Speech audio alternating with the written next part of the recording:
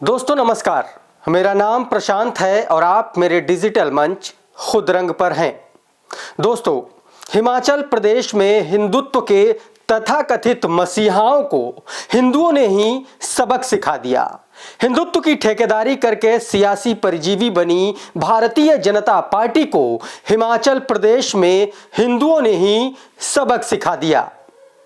हिंदुत्व के brand ambassador, प्रधान सेवक और उनके नंबर 2 महान सेवक अमित शाह ने खूब तड़का लगाया, लेकिन कुछ काम नहीं आया। हिमाचल प्रदेश की जनता ने कह दिया कि धर्म के नाम पर पहाड़ जैसा झूठ पहाड़ के लोगों पर नहीं चलेगा। दोस्तों, 97% हिंदू आबादी वाले हिमाचल प्रदेश में बीजेपी चुनाव हार गई। मोदी मैजिक, डबल इंजन की सरकार और स्टार प्रचारकों की दर्जनों रैलियों के बावजूद 25 सीटों पर भारतीय जनता पार्टी सिमट गई। बीजेपी के राष्ट्रीय अध्यक्ष जेपी नड्डा और केंद्रीय मंत्री अनुराग ठाकुर का होम स्टेट होने के बावजूद भारतीय जनता पार्टी चुनाव नहीं जीत पाई। केंद्रीय मंत्री अनुराग ठाकुर अपने गृह जिले हमीरपुर की एक भी सीट नहीं जितवा पाए, बल्कि एक सीट पर तो भारतीय जनता पार्टी तीसरे नंबर पर पहुंच गई। कहां तो हिमाचल का मुख्यमंत्री बनने का सपना देख रहे थे साहबजादे, कहां अपने जिले में अपने ही घर में मुंह के बल गिरे कि मुंह दिखाने लायक नहीं बचे। दोस्तों, अनुराग ठाकुर को हार विरासत में मिली है। 2017 के विधानसभा चुनाव में भी इनके पिताजी प्रेम कुमार धूमल मुख्यमंत्री पद का चेहरा थे, लेकिन अपनी ही सीट पर बुरी तरह से हार गए थे।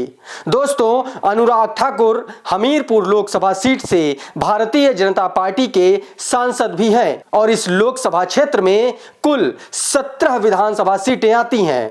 इन 17 सीटों में से भारतीय जनता पार्टी 12 सीटों पर बुरी तरह से हार गई।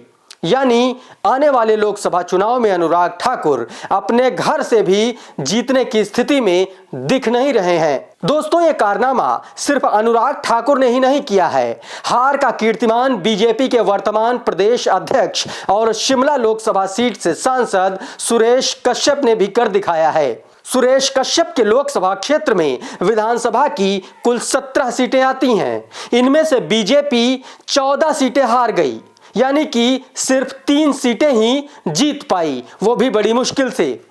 इतना ही नहीं, बीजेपी का गढ़ कहे जाने वाले कांगड़ा क्षेत्र में भी वो बुरी तरह से हारी है। बीजेपी से वर्तमान सांसद किशन कपूर भी अपना गढ़ नहीं बचा पाए और 17 सीटों में से बीजेपी सिर्फ 5 सीटों पर उपस्थिति दर्ज करा पाई। यानी हमीरपुर, शिमला और कांगड़ा लोकसभा क्षेत्र की कुल 51 विधानसभा सीटों में से बीजेपी 38 सीटों पर चुनाव हार गई। भारतीय जनता पार्टी के राष्ट्रीय अध्यक्ष जेपी नड्डा जिस बिलासपुर जिले से आते हैं, वहां की 4 में से 1 विधानसभा सीट बीजेपी हार गई।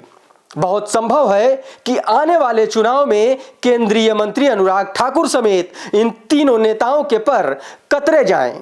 दूसरा फैक्टर यह है कि कुल 4 लोकसभा क्षेत्रों वाले हिमाचल प्रदेश में बीजेपी का सफाया होता दिख रहा है, क्योंकि जिन 3 लोकसभा सीटों पर बीजेपी का कब्जा है, वहां से कांग्रेस ने विधानसभा की 38 सीटें जीत ली।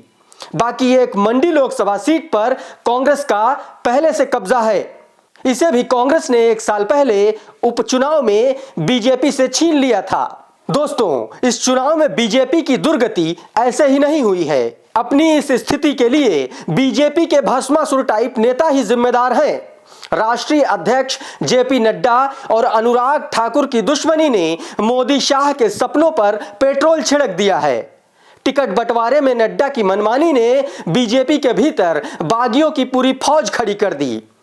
नतीजा यह हुआ कि 68 सीटों वाली विधानसभा में भारतीय जनता पार्टी के खिलाफ 21 बागी ताल ठोक रहे थे, जिसकी वजह से बीजेपी इतनी बुरी तरह से हारी कि जयराम ठाकुर कैबिनेट के 10 में से 8 मंत्री चुनाव हार गए।